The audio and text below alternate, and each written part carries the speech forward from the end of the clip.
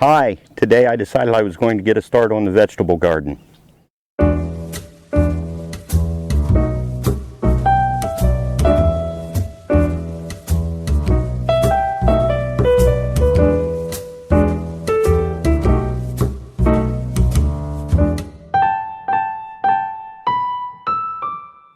I'm trying something new this year.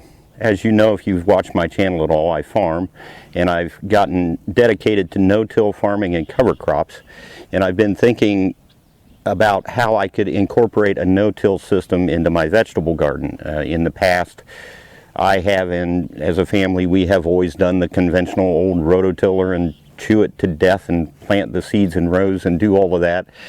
And being the fan of no-till and cover cropping that I am, I said, well, if it's good enough for my field crops, why isn't it good for my vegetable garden too? So I thought about it all winter, and I came up with a plan that I think I like.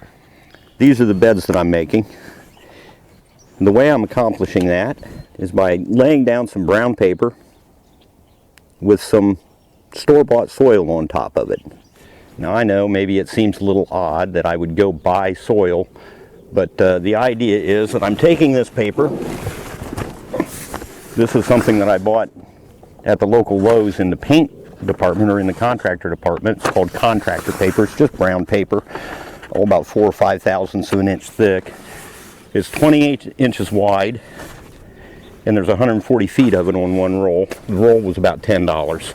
I'm laying out these beds then to be 28 inches wide, and I'm laying them about 16 feet long.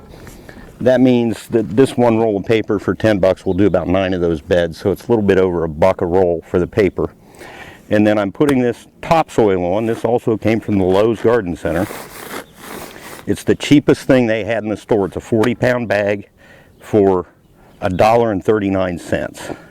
And I'm not really sure what's in it. They call it topsoil. It looks like it's some under-composted organic material. There's plenty of organic material in it, but it also looks like just some plain old fill dirt. So it's a mix that somebody's come up with, but it looks like it'll do the job, and really its only purpose is to hold the paper down. So what I'm doing is rolling the paper out and putting a few bags of this on top of it. What seems to look right to me is over the 28-inch wide paper, 16 feet long, is about 4 bags of this. So that's a little over $5. So in each one of these beds, for a round number, let's say that I'm going to have $7 in each one of these beds. Not too bad, considering the fact that there's no tillage involved. There's no other work at all really involved, other than I laid out the first 2 just as the field is now. As you can see, I'm putting this out over some cereal rye cover crop, which is the same cover crop that I've got out in the farm fields.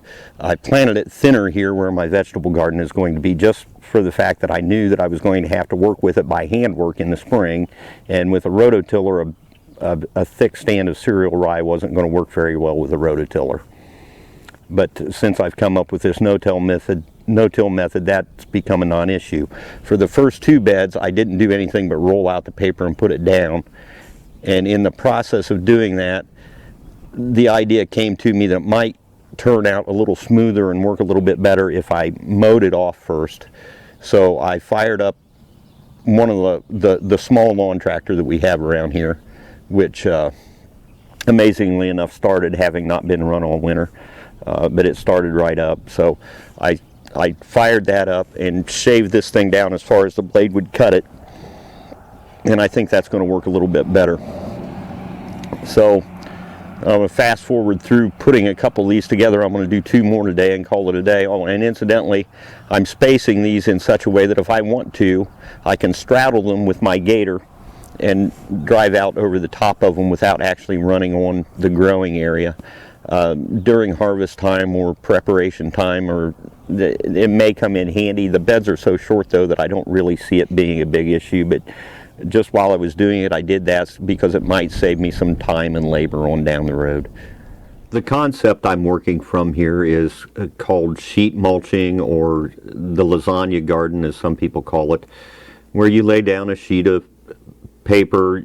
A lot of people use old newspaper or cardboard, to smother out any plants that are existing and create a barrier for any new weed growth, and then you put some mulch of some sort on top of it to weight that down and to make a soil surface. And then you plant on top of that, poking through the paper layer underneath so the root growth can go down beyond that.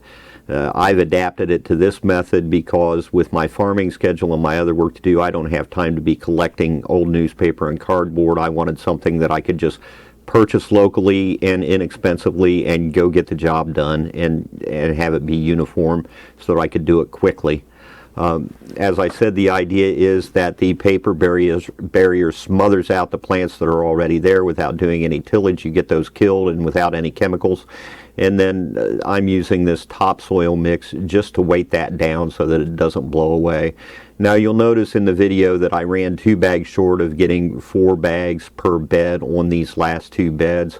That was an error on my part. The next time I'm in town near the Lowe's, I'll have to pick up some more of that material, which I'll be doing anyway because I'm going to lay out some more of these beds.